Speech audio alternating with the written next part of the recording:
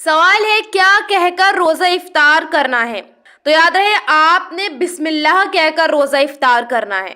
آپ نے بسم اللہ کہہ کر روزہ افطار کرنا ہے.